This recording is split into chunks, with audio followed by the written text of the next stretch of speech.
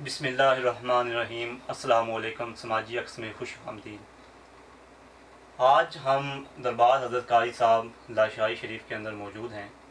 آج جو رمضان المبارک کا تیسرا عشرہ شروع ہو چکا ہے، اس حوالے سے ہم کچھ سوالات جو ہیں وہ پیر صاحب کے پاس لے کے آئے ہیں، جو کہ یہاں کے سجادہ نشین ہیں، قاری علی محمد اویسی خضری دامت برکاتہم العالیہ۔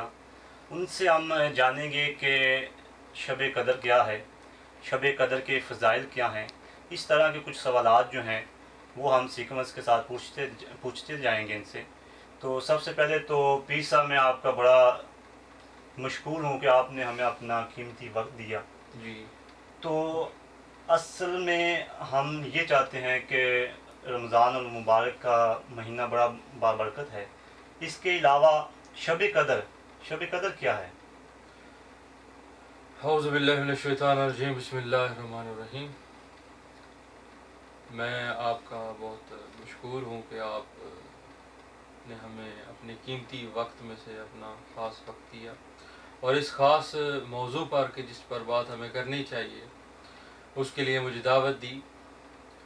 تو میں آپ کو بتاتا چلوں کہ شب قدر جو ہے اللہ تعالیٰ کی ذات نے قرآن مجید میں ایک پوری سورہ قدر کے نام سے نازل کی آقا کریم صلی اللہ علیہ وآلہ وسلم پر۔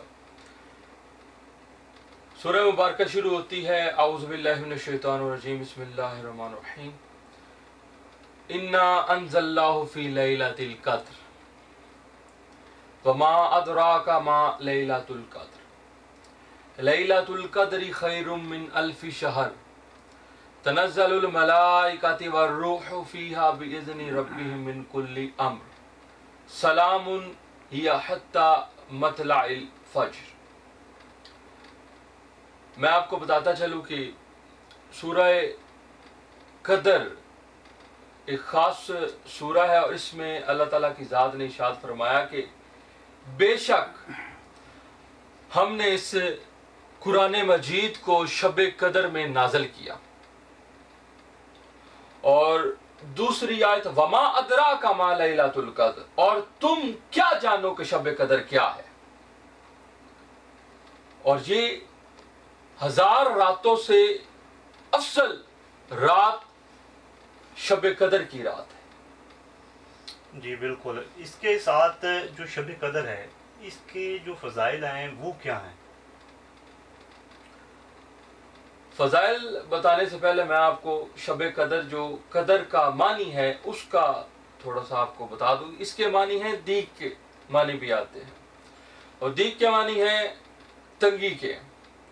اور اس رات فرشتے زمین پر اتنی کثیر تعداد سے جبرائیل امین علیہ السلام کے ساتھ نازل ہوتے کہ باوجود وسعت و کشادگی کے یہ زمین تنگ پڑ جاتی، اس تعداد میں فرشتے زمین پر نازل ہوتے۔ اور قدر کے معنی بزرگی عظمت کے ہیں۔ تو پہلے میں آپ کا یہ سوال کلیئر کر لو، آپ نے فوراً مجھ سے دوسرا سوال پوچھ لیا تھا۔ تو شب قدر، اب 3 آیتوں کا ترجمہ میں نے بیان کیا، اب چوتھی آیت مبارکہ جس میں اللہ تعالیٰ کی ذات نے فرمایا کہ اس میں فرشتے جبرائیل امین علیہ السلام اپنے پروردگار کے حکم سے ہر کام کے لیے نازل ہوتے ہیں۔ اور ہر کام کون سے کام؟ کہ رات میں عبادت میں مشغول رہنے والے لوگوں کے لیے دعا اور تقدیر کے فیصلوں کے لیے اس رات فرشتے اللہ تعالیٰ کے حکم سے نازل ہوتے ہیں۔ ماشاءاللہ۔ اور چوتھی آیت پاک میں اللہ تعالیٰ کی ذات نے ارشاد فرمایا کہ وہ رات سراپا سلامتی ہے فجر کے طلوع ہونے تک، سلام ہی حتی مطلع الفجر۔ شب قدر کے فضائل، آقا کریم صلی اللہ علیہ وآلہ وسلم آپ نے ارشاد فرمایا جو شخص شب قدر کو ایمان کے ساتھ اور ثواب کے یقین کے ساتھ عبادت میں گزارے گا اس کے پچھلے سارے گناہ معاف کر دیے جائیں۔ سبحان اللہ۔ یہ صحیح بخاری کی حدیث میں نے کوٹ کی۔ اور دوسری حدیث مشکات آقا کریم صلی اللہ علیہ وسلم نے ارشاد فرمایا کہ شب قدر میں جبرائیل امین فرشتوں کے جھرمٹ میں زمین پر اترتے ہیں، وہ ہر اس شخص کے لیے دعائے مغفرت کرتے ہیں کہ جو کھڑے بیٹھے کسی بھی حال میں اللہ کو یاد کر رہا ہوتا ہے۔ سبحان اللہ، کیا بات ہے جی۔ پیر صاحب، شب قدر کا کیسے پتہ چلے گا کہ آج شب قدر ہے؟ اس کے علاوہ احادیث کی روشنی میں کیا علامات ظاہر ہوتی ہیں؟ کیا شیڈول ہوتا ہے شب قدر کا، ہمیں کیسے پتہ چلے؟ آقا کریم صلی اللہ علیہ وسلم نے رمضان شریف میں اعتکاف کیا، پہلے عشرے میں، دوسرا عشرے میں، اور شب قدر کی تلاش میں اعتکاف کیا تھا۔ تیسرے عشرے میں جب شب قدر کا معلوم ہو گیا تو آپ نے، آقا کریم صلی اللہ علیہ وسلم نے اپنے خیمے سے پردہ اٹھایا اور فرمایا کہ آخری عشرے میں شب قدر کو تلاش کرو، اور پھر معمول کے ساتھ آخری عشرے میں آقا کریم صلی اللہ علیہ وسلم نے اعتکاف کرنا شروع کیا۔ آقا کریم صلی اللہ علیہ وسلم شب قدر جب آپ کے دل پر یہ نازل ہوئی کہ شب قدر فلاں رات کو ہے، اس بات کی خبر دینے کے لیے، صحیح بخاری کی حدیث میں کوٹ کر رہا ہوں، جب یہ خبر دینے کے لیے اپنے ساتھیوں کے پاس آئے تو دیکھا کہ دو شخص فلاں بن فلاں جھگڑ رہے تھے، تو ان کے جھگڑے کی وجہ سے آقا کریم صلی اللہ علیہ وسلم کے قلب سے شب قدر کی جو رات تھی کہ وہ تعین جو تھا وہ ہٹا لیا گیا، اور اس کے بعد آقا کریم صلی اللہ علیہ وسلم نے فرمایا کہ اگر وہ جھگڑا نہ ہو رہا ہوتا تو میں آپ کو بتا دیتا ہوں کہ فلاں رات شب قدر کی رات ہے، تو اس سے معلوم ہوا کہ شب قدر کی رات جو ہے اس کا تعین، اس جھگڑا اتنی بری بلا ہے کہ شب قدر کا تعین نہ ہو سکا۔ اور آقا کریم صلی اللہ علیہ وسلم آپ نے ارشاد فرمایا کہ شب قدر کی رات کو آخری عشرے کی تاک راتوں میں اسے تلاش کرو۔ 21ویں، 23ویں، 25ویں رات میں، صحیح بخاری کی جو حدیث کے الفاظ ہیں اسے کوٹ کر رہا ہوں کہ وہ ان راتوں میں تلاش کرو شب قدر کی رات کو۔ اور اس کی جو نشانیاں ہیں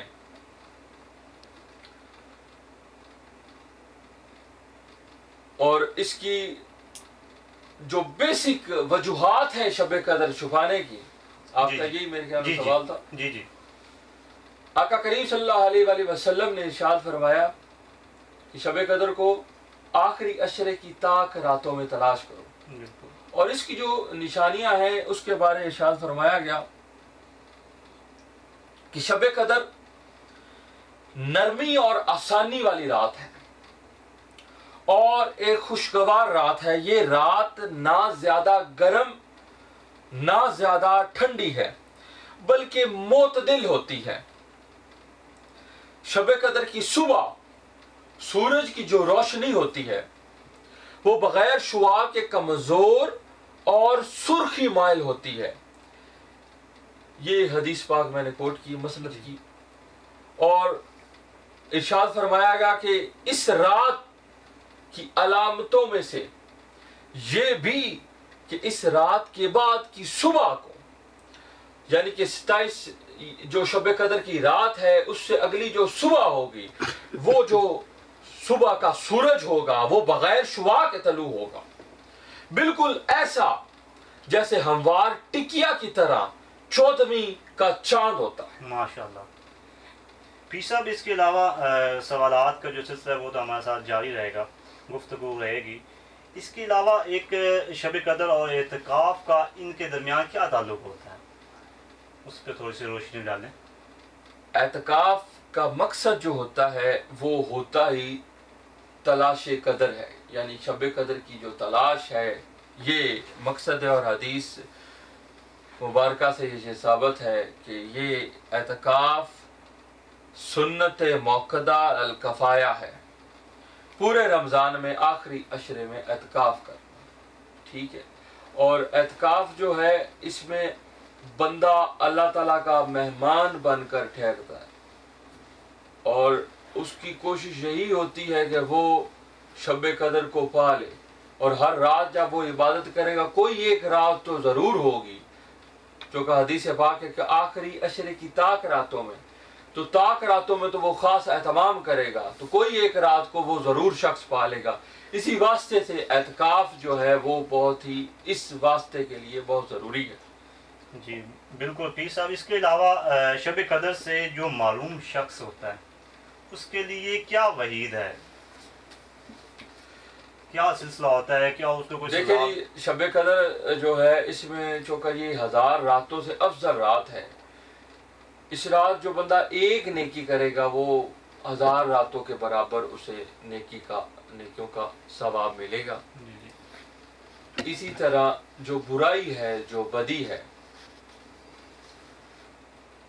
وہ وبال کے ساتھ وہ بھی بڑھ جاتی۔ اگر کوئی شخص اس رات سے محروم ہو جاتا ہے، حضرت انس بن مالک رضی اللہ تعالیٰ عنہ سے روایت ہے، حضور نبی کریم صلی اللہ علیہ وآلہ وسلم نے ارشاد فرمایا کہ تم پر یہ مہینہ آ چکا، اس میں ایک رات ہے جو 1000 مہینوں سے بہتر ہے۔ ماشاء اللہ۔ جو شخص اس رات سے محروم رہا وہ ساری ہی بھلائیوں سے محروم رہا، اور اس رات کی بھلائی سے وہی شخص محروم رہ سکتا ہے جو واقعی بڑا محروم ہو۔ بالکل بد نصیب ہی ہوگا جو اس آقا رات کریم صلی اللہ علیہ وآلہ وسلم کے اس ارشاد کی روشنی میں جو شخص اس رات کو، کسی نے اس رات کو پایا شب قدر کی رات اور وہ عبادت نہ کر سکا تو وہ بڑا ہی بد نصیب اور بڑا ہی بدبخت وہ بندہ ہوگا۔ اللہ پاک ہمیں اس رات کی قدر کرنے کی توفیق عطا فرمائے۔ بالکل پیر صاحب، اس کے علاوہ اگلا جو میرا سوال ہے وہ یہ ہے کہ شب قدر جو ہے پانے کا آسان نسخہ کیا ہے، کیا ہم اس کو کس طرح پا سکتے ہیں؟ اس کے علاوہ جو شب قدر کے اعمال ہیں وہ ہمیں تھوڑے سے ساتھ ہی اس میں بتا دیجیے گا۔ جی میں ضرور بتاتا ہوں۔ شب قدر جو ہے جی اس کے پانے کا آسان نسخہ اور اس کے جو خاص طریقے ہیں وہ میں عرض کر دیتا ہوں۔ اصل میں شب قدر جو ہے اس کے کوئی خاص وظائف احادیث سے ثابت نہیں ہے، لیکن چونکہ آقا کریم صلی اللہ علیہ وآلہ وسلم نے کھلی نشانیاں بتائیں اور صالحین نے، علماء کرام نے، محدثین نے، اللہ کے نیک بندے اولیاء کرام، آپ نے ان کی نشانیاں بتا دی، تو آخری طاق راتوں میں ہمیں پھر بھی اسے تلاش کرنا چاہیے۔ ہر طاق رات کو کوشش ہمیں یہ کرنی چاہیے کہ عشاء کی نماز با جماعت ادا کریں اور فجر کی نماز با جماعت ادا کریں۔ جو شخص عشاء کی نماز با جماعت ادا کرتا ہے آدھی رات کی عبادت کا ثواب اسے مل جائے۔ سبحان اللہ۔ اور جو شخص فجر کی نماز با جماعت ادا کرتا ہے اسے ساری رات کی عبادت کا ثواب ملے۔ کیا بات ہے! یعنی کہ عشاء اور جب فجر اکٹھی ہو جائیں گی تو اسے پھر ساری رات کی عبادت کا ثواب مل جائے، گویا کہ وہ ساری رات ہی اللہ کے ذکر میں مشغول رہا۔ یعنی کہ ایک بندہ جو ہے وہ رات کو ساری عبادت کرتا رہے لیکن فجر کی نماز نہ پڑھے تو اس کے لیے تو بڑی سخت باتیں وعید ہے نا جی۔ آقا کریم صلی اللہ علیہ وآلہ وسلم نے فرمایا کہ نماز میری آنکھوں کی ٹھنڈک ہے۔ تو آقا کریم صلی اللہ علیہ وآلہ وسلم کی آنکھوں کی ٹھنڈک اور پھر اس پر وعید، اور قرآن مجید میں بے شمار جگہ قرآن مجید میں نماز کا ذکر اور قائم کرنے کا اور ادا کرنے کا ذکر آنا، اور بار بار تاکید اس بات ہمیں یہ حکم اللہ کی ذات دے رہی کہ نماز بڑی ضروری چیز ہے، جو نماز بندہ چھوڑے گا اس کے لیے بڑی سخت وعید ہے، اور پہلا سوال کل بروز قیامت ہی نماز کا ہوگا۔ تو اس رات، ہر طاق رات کو یہ کرنا چاہیے کہ عشاء کی نماز باجماعت ادا کی جائے، اور فجر کی نماز باجماعت ادا کی جائے، یہ پہلی چیز ہے۔ دوسری چیز، اس دعا کو جو میں ابھی بیان کروں گا، احادیث میں یہ منقول ہے کہ آقا کریم صلی اللہ علیہ وآلہ وسلم سے پوچھا کہ حضرت ام المومنین حضرت عائشہ صدیقہ رضی اللہ تعالیٰ عنہ آپ نے پوچھا کہ اگر میں شب قدر کو پا لوں تو میں کیا دعا مانگوں یا کیا وظیفہ خاص؟ تو آقا کریم صلی اللہ علیہ وآلہ وسلم نے ارشاد فرمایا کہ آپ اس طرح اللہ سے مانگے کہ اللہم انکا عفو کریم تحب العفو فاعف عنی۔ سنن ترمذی کی یہ حدیث پاک ہے۔ یہ جو دعا ہے اس کی کثرت کرنی چاہیے۔ اور تیسری چیز کہ کوشش کرے 2 یا 4 رکعت نوافل ادا کر لیں۔ عشاء کی نماز کے بعد جو سلف و صالحین کا طریقہ ہے، جو بزرگوں کا اویسیہ بزرگوں کا جو طریقہ رہا ہے کہ وہ عشاء کی نماز کے بعد قیام اللیل کے 12 رکعت پڑھتے تھے، جو ہمیں بزرگوں سے من کو بے شمار کتب میں ان کا ذکر ملتا ہے۔ بالکل بزرگوں کی بارے جو سوانح حیات لکھی ہوئی، آپ کے بارے جو کتب لکھی گئی، اس میں تاریخ میں یہ ملتا ہے کہ بزرگ قیام اللیل کا، اوابین نوافل کا بڑا اہتمام کرتے تھے اور تہجد کی نماز کا بڑا اہتمام کرتے تھے۔ سبحان اللہ۔ ٹھیک ہے، تو کوشش کرے عشاء کی نماز کے بعد 2 یا 4 رکعت نوافل وہ قیام اللیل کی نیت سے پڑھ لے، کسی بھی نیت سے پڑھ لے۔ اور میں یہ کہوں گا کہ 2 رکعت نوافل توبہ کی، 2 رکعت نوافل شکرانے کے، اور 2 نوافل اللہ سے اپنے گناہوں کے خاص بخشش کے لیے، جو شروع میں کہا کہ 2 نوافل توبہ کے، اس میں گڑ گڑا کر اللہ سے توبہ مانگے۔ بالکل۔ اور پھر 2 نوافل شکرانے کے، اللہ کی ذات نے ہمیں اس قابل سمجھا، کیونکہ یہ جو جبین ہے یہ تب تک نہیں جھکتی جب تک اللہ کا حکم نہیں آ جاتا، اور اللہ کی ذات جب تک بندے سے خوش نہیں ہو جاتی، ہماری کیا مجال کہ ہم نماز نہ پڑھیں۔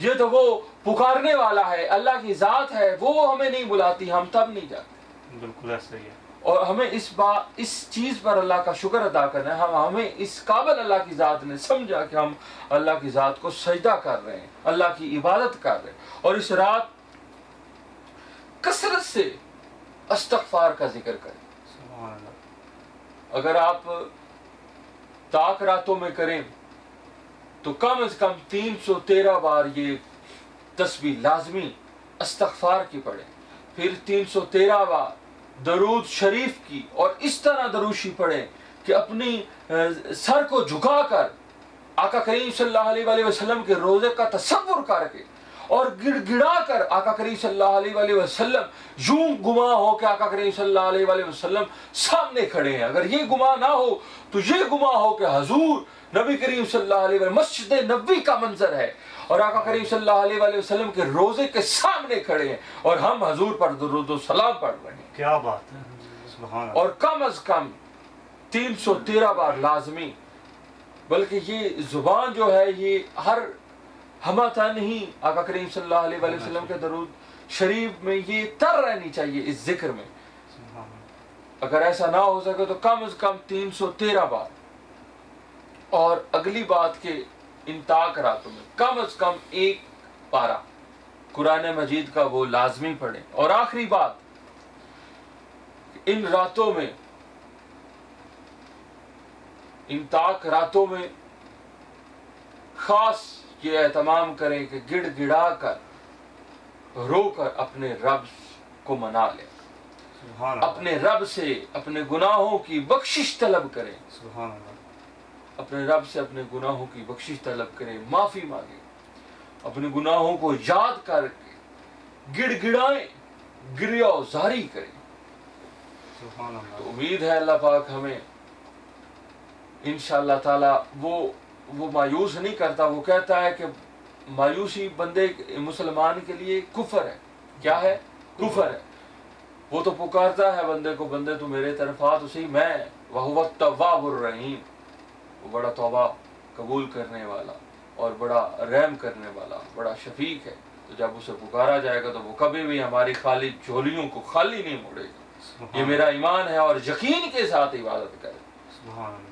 پہلی بات یہ کہ ہمیں یہ تو خوف ہونا چاہیے کہ عبادت ہم کر رہے ہیں اور پتہ نہیں قبول ہوگی کہ نہیں ہوگی، لیکن کسی درویش کا یہ قول ہے نا کہ قبول ہو یا نہ ہو لیکن مالک کو پتہ ہو کہ غلام آیا ہے، نوکر آیا، حاضری لگتی رہنی چاہیے۔ سبحان اللہ جی، بالکل اسی طرح اور بھی باتیں ہمارے جو ناظرین ہیں سننے والوں کو بڑا اچھا لگا، اور امید ہے کہ میں تو سیدھی آپ کو بات بتاؤں، میں تو نہیں چاہ رہا تھا کہ یہ پروگرام جو ہے وہ اینڈ کریں، لیکن وقت کی مناسبت سے ہمیں تھوڑا پیر صاحب سے اجازت لینا پڑے گی۔ جی، اس کے علاوہ ایک کتاب کے ساتھ میں آپ کو روشناس کروانا چاہتا ہوں۔ کتاب کا نام ہے گلشن کاری، پیر صاحب نے خود لکھی ہے۔ پیر صاحب آپ ہمیں تھوڑا سا اس کتاب کے حوالے سے بتائیں۔ بسم اللہ الرحمن الرحیم۔ یہ کتاب جی اویس خضریہ سلسلے کے بزرگوں کے بارے میں اپنے دادا جی پردادا جی آپ کے واقعات اور کرامات کا ذکر اس میں موجود ہے۔ اس کے علاوہ اس میں تاریخ اسلام جو ہے وہ بڑی مختصر اور جامعہ الحمدللہ بڑے آسان طریقے سے میں نے تحریر کی ہے، تو جو بھی شخص انشاءاللہ یہ پڑھے گا تو وہ انشاءاللہ اس سے مستفید ہو۔ بہت شکریہ جی، آپ نے ہمیں اپنا قیمتی وقت دیا پیر صاحب۔ اس کے ساتھ ناظرین آپ کے ساتھ جو باتیں پیر صاحب نے کی، جو باتیں انہوں نے آپ کو بتائیں، مجھے بتائیں، میں بھی کوشش کروں گا کہ اس پہ عمل کروں، اور آپ بھی کوشش کریں کہ اس کے اوپر جو ہے عمل ضرور کریں۔ آج کا پروگرام جو ہے وہ آپ کو ہمارا کیسا لگا؟ اگر آپ ہمیں اپنا فیڈ بیک دینا چاہتے ہیں تو نیچے سکرین پہ نمبر بھی آ رہا ہوگا، اور نیچے ہماری ویب سائٹ ہے وہ بھی آ رہی ہے، آپ اپنا فیڈ بیک دے سکتے ہیں۔ اس کے علاوہ اور اگر آپ چاہتے ہیں کہ اسی طرح کے اور پروگرام ہم کریں تو آپ اپنا فیڈ بیک ہمیں دیں، ہم انشاءاللہ ایسے پروگرام گاہے بگاہے جو ہیں وہ کرتے رہیں گے۔ آج کا پروگرام کا وقت ختم ہوتا ہے، اللہ نگہبان۔